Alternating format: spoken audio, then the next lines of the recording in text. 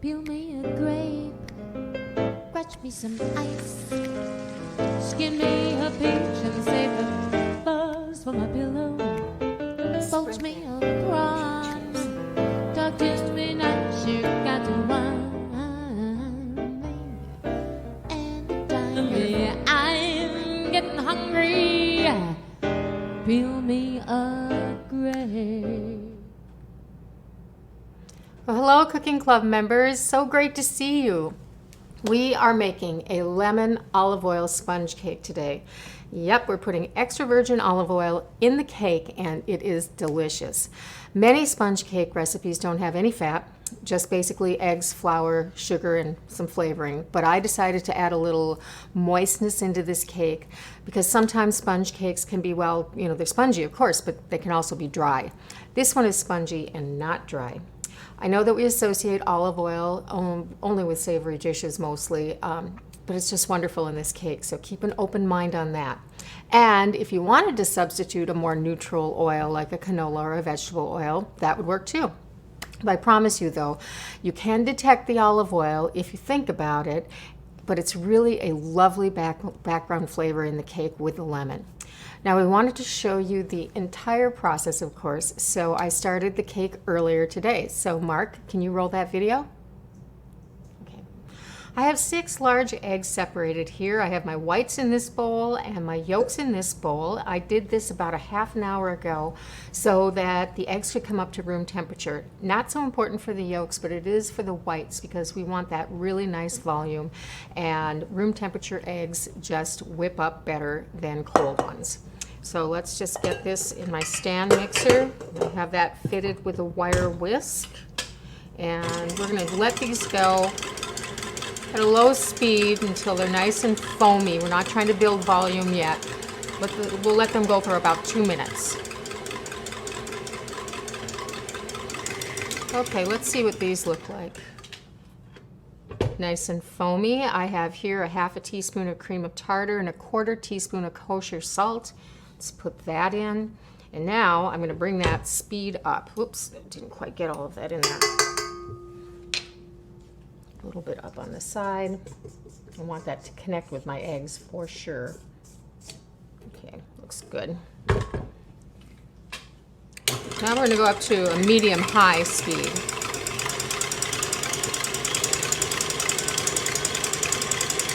This is when the volume is going to start to build, and it'll take 3 or 4 minutes for them to whip up nicely. I think we're getting pretty close here. You don't want to beat them until they start to break, but one of the ways you can tell that they're getting to the right point is they get an almost luminous quality to them. So let's just take a peek at these.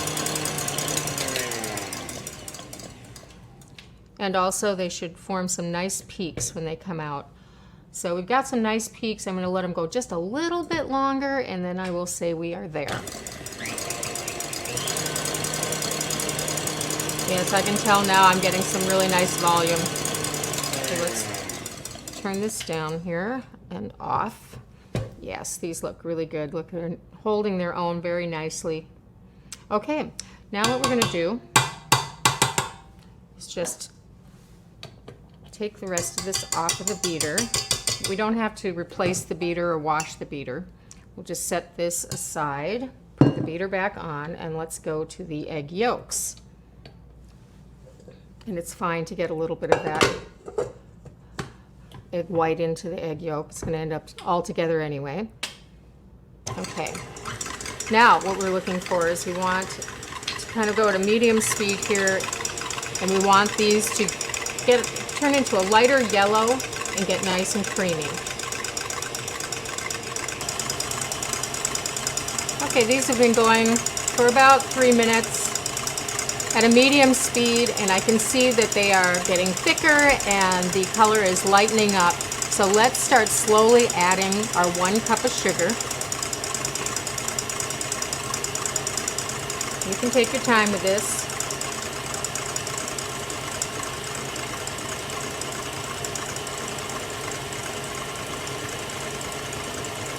And I can see it thickening up even more now.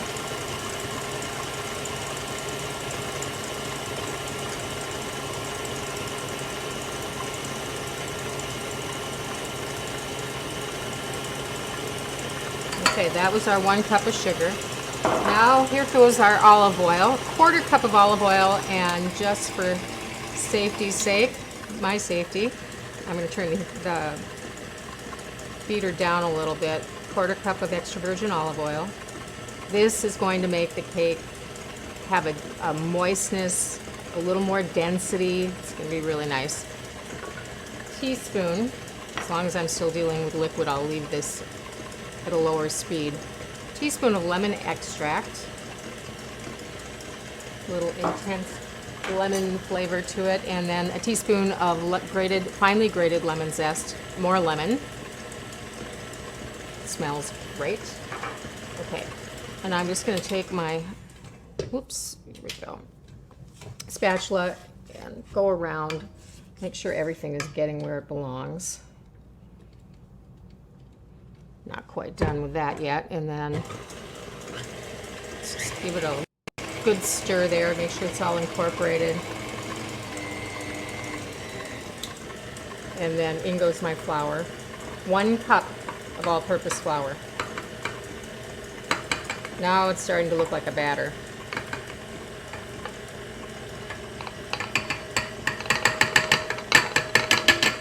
Okay. And again, I'm going to take my spatula and go around here, just making sure that all the flour does get incorporated.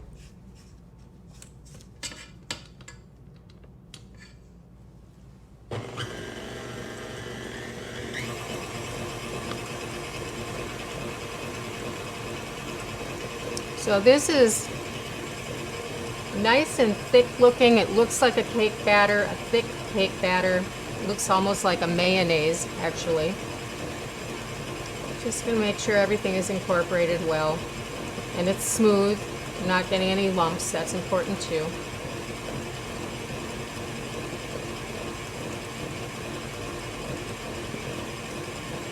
Beautiful.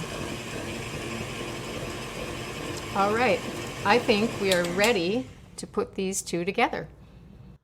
I have my oven set to 325 degrees, and I put my egg yolk batter in a glass bowl so you could see what I'm doing a little bit better. This is the time when we incorporate them.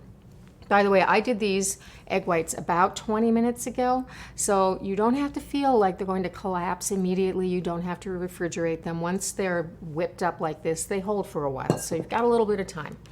Okay, and I'm going to use a separate spatula, and I'm going to take about 1/3. You're so light and fluffy. About 1/3 of the mixture, and I'm going to start folding it in. Now, it would seem like impossible because the egg yolks batter is so thick and the egg whites are so delicate. And this is what the folding is. You're just kind of almost rolling your spatula over. Take your time with this. Always make sure that you're going around and getting everything incorporated. This is the exact same process that you would use if you were making a souffle, same process that you would use for a flourless cake, where the egg whites are the leavening. There's no baking powder, there's nothing else in here, certainly no yeast that's going to make this raise. It's all on the eggs. And to a certain extent, a little bit the cream of tartar, but very little. That's more about just getting the eggs to do what they're supposed to do. Okay, so I'm going to get this. See, I have a few yellow streaks here, but it's pretty well incorporated. Now let's do the second third. And the first time I did this, I remember thinking 2 things. One was, this is never going to work because there's just no way that I'm not going to, this is all going to collapse and it's not going to raise. That was the first thing I thought. The second thing I thought was that I didn't know when to stop. How do you know when enough is enough? And you can see how this is really lightened up so much already. Now, I transferred this to a glass bowl so that you could see things better. If I were working in the KitchenAid bowls or any stand mixer bowl, they usually have a kind of odd shape at the bottom. Make sure that you get down into that bottom part and get that batter incorporated, so you don't end up at the end with part of the batter not incorporated. You really want to make sure that everything gets together. So this is turning into a nice even yellow color, and when I get to that point, I know that it's time to put the rest of this in. So here's my last third of these very lovely egg whites. I want to get all of it in there. It's kind of a miracle that you can make something raise with just air in egg whites, but that's what you're doing. Okay. Now, this last time, it's much lighter. This is much easier.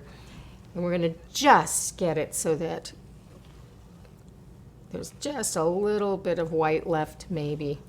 But you can see how very light this batter has become. Now, when you're doing this and you're doing chocolate, you can, of course, see the contrast between the chocolate color and the egg whites. It's more apparent. But you want to get it so that it's almost completely incorporated. If there's a little bit of white in there, that's totally good. And again, I'm going to go through it just to make sure, and I can see that that was a good idea because there's a little bit of batter that wasn't getting incorporated. And just a couple more turns, and I'm going to say I am good. All right, this recipe was written for a 9-inch spring form, and that's important if you want your cake to have some height. And here's my spring form pan. I'm not greasing this, and the reason for that is, and it'll make you nervous. Believe me, it will make you nervous. But you don't grease it because the cake needs to literally climb and adhere to the sides of the pan to get that height. And then after it's baked, you're going to flip it upside down on a rack, like the one back there, and I'll show you that in a second, and that's going to allow it to keep its height so it won't collapse. Remember, you're dealing with egg whites, so you've got to be, they have their own set of rules, and it is no grease. If I were making a flourless cake and I wanted that density to it, then I would grease the sides because I don't want it to climb and have a whole bunch of height. I want it to be really dense and not light like this one is going to be. Okay, so I have my spring form on a baking sheet. I always do that. I had an experience, you've probably heard this one before, where the bottom of a spring form came off when I was carrying it into the oven. It was filled with the cheesecake that I just spent the last hour making, and it went everywhere. Well, that kind of stuck with me, so now I always put my spring forms just in case on a baking sheet so they don't come apart when they're not supposed to. Okay, and then this we just pour right into the pan. And I can see as it's going in there, I can hear how light this is. I literally can. It's just, it makes its own special little sound. And I can see there's little bubbles coming up. We're going to smooth this a little bit on the top just to help with that so that we don't have bubbles on the top of the cake. Not a big deal if you do. But what you don't want to do, like with a normal cake, you could, because it's not starting to, have chemical leaveners in there, you're not trying to keep that height. You would slap that cake up and down on the countertop so that the air bubbles would come up. You don't want to do that with this. But what we are going to do, set that back there, is just take an offset spatula and just even everything out. And that's going to take some of those bigger bubbles that have just risen and collapse those. You're not collapsing the whole thing, you're just doing this to the surface. Okay, and that's that. And I'm going to need this in a second here, so I'm going to wipe this off. I'm going to use it for the other cake. Okay. Perfect. And then this goes into my 325-degree oven. I would set a timer for 30 minutes. It will be probably almost done at 30 minutes. The one I just took out a couple of hours ago was just under 40 minutes. So I think in the recipe it says 30 to 35. It can go as far as 40 depending on your oven. So let me put this in.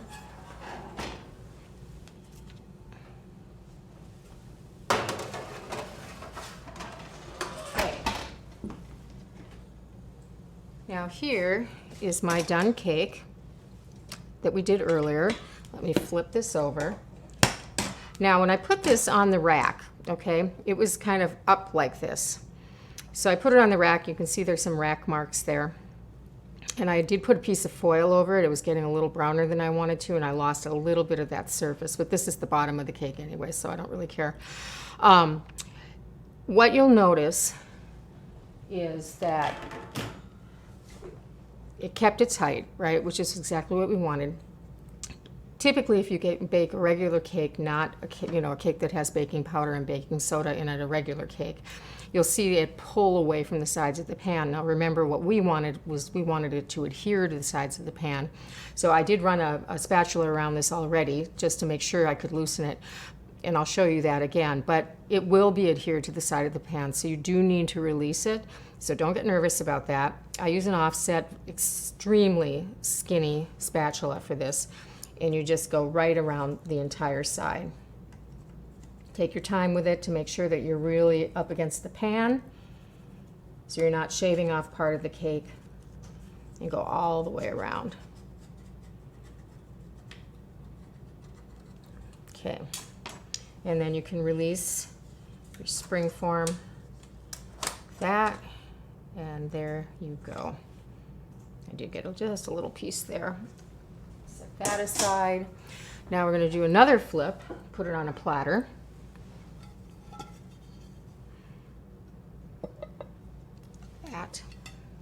Okay, and then we're going to release the bottom.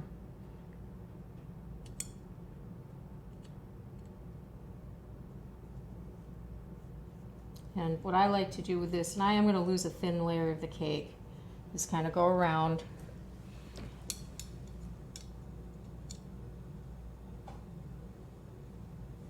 with my spatula again.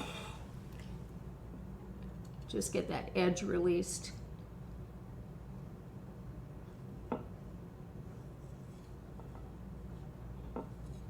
I like to take my time with this.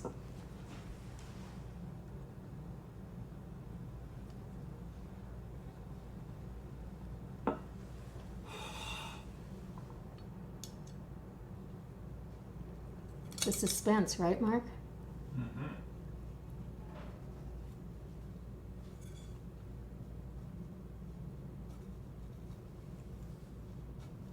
Okay, there we go. There we go. I did lose just a little bit of this, and what you can do is just scrape off the rest of it if you want it to be even colored. But, oh, that smells so good. It's just a lovely cake. Okay, now, one of the times I had sponge cake in Italy. By the way, sponge cake is big in my family.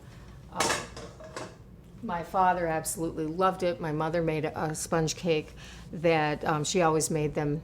They were really high. She'd make them in a tube pan, and then she would invert them on a Coke bottle. I haven't had a Coke bottle in my house for 25 years, so I couldn't go that route. I'd have to use a wine bottle. But anyway, I like the shape of a spring form, so that's why I adapted. This is a different recipe completely, but that's why I used the spring form for it.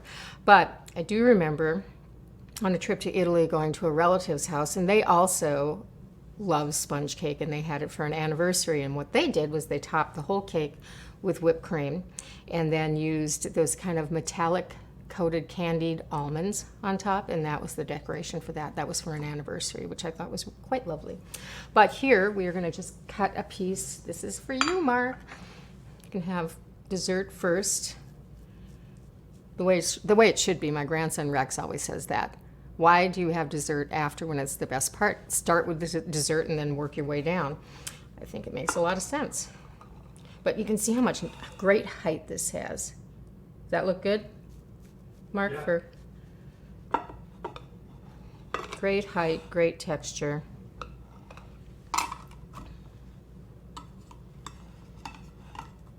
Beautiful. And then I like to flip it on its side like that. And then I have some whipped cream. This is a big piece of cake. Well, I'll tell you what, I'll flip it this way. Now it looks, then we'll put whipped cream. That looks, no, it doesn't, it's a big piece of cake. Okay, we'll do that. And some berries. And a few on the side. Okay, questions? What does cream of tartar do? Cream of tartar is an acid. It's tartaric acid, to be specific. It's actually commercially, I mean, it occurs naturally in a lot of things, but commercially it's usually a derivative of winemaking. So it's a byproduct that's sold from winemaking. And it's an acid that stabilizes the eggs so that when sugar is added to them, the sugar isn't inclined to crystallize or caramelize. And it also increases the volume because of the acid working with the egg whites, increases the volume, and that's why you use it. If you didn't have cream of tartar on hand, cream of tartar or tartaric acid is an element that they use in baking powder along with sodium bicarbonate. So you could use a little bit more of baking powder to get that same effect. Lemon juice, another acid, will help with that as well. That would probably be a great idea, a little teaspoon of lemon juice, as long as we're doing a lemon olive oil cake, right? Yeah, so that's what it is, and it's a chemical leavener. I think I mentioned that earlier, that it does have some leavening, raising capabilities, so that did contribute slightly to this, but I was really using it to stabilize the eggs more than anything. Okay. Can you talk about the difference between a sponge cake and an angel food cake? Oh yes, a sponge cake and an angel food cake, and I should throw a chiffon cake in there as well because it's the same principle of using the egg whites to raise the cake. Okay, a sponge cake, an angel food cake is egg whites only. A sponge cake is egg whites and egg yolks, like we just did. A chiffon cake is egg whites and egg yolks with quite a bit of oil. Now, I used a little bit of oil here, not enough to knock it into the chiffon cake category, in my opinion, but a chiffon cake would have much more oil in the mixture, and that's why it's called a chiffon cake. Now, in between those two, the chiffon and the sponge, lots of gray area, but an angel food cake never has egg yolks, so it's kind of aside from that. But in terms of the whole folding ingredients and putting it in a pan and it raising and turning it upside down, all three cakes do that. So now you know more than you wanted to know. All right. Okay. Can you use an imitation extract, and what is it exactly for the lemon? Oh, the lemon extract. Well, extracts are interesting. So the difference between a real or a pure extract, they're all, by the way, done with alcohol. So if you make them at home, I'd recommend vodka. And it won't taste like vodka because you would infuse that vodka for such a long period of time, 5 to 6 weeks. Like say you were doing vanilla, or let's talk about lemon. Vanilla would be a vanilla bean. Lemon would be lemon peel. So you would infuse that vodka for 5 or 6 weeks. It wouldn't taste like vodka anymore. It would taste like an extract. And the alcohol, there's alcohol in all of these, cooks off or cooks in, and it's a negligible amount because of, you only use a little bit because it's so concentrated. An imitation extract, also alcohol, but whatever they do to make that flavor is artificial. So they're doing it in some chemical way. And that's not to say, like if you looked at, maybe not this one, but I know the almond extracts that I have are pure almond extract, but they're done with almond oil. So they extracted the oil and put that with the alcohol. Probably quicker than letting almonds sit in alcohol for 6 weeks. So they extract it, put it in, and that's how they make it. So does that make sense to you? Yeah. Okay. That's why some of these extracts, like vanilla beans, real vanilla, is really expensive right now because there's a shortage of vanilla beans, so therefore the extract is more expensive. And I a couple of months ago paid $11 for one bean, so it's expensive. And some people will argue that imitation vanilla in certain situations tastes more vanilla-like than real vanilla. You can argue that one out yourself, but right, okay. Doesn't that look pretty? I'm going to hop over to Zoom, and y'all can do that too if you want to chat with me. And thank you so much for being here today. I hope you have a wonderful rest of your weekend, and we'll see you next Thursday. Take care, everyone. Mwah.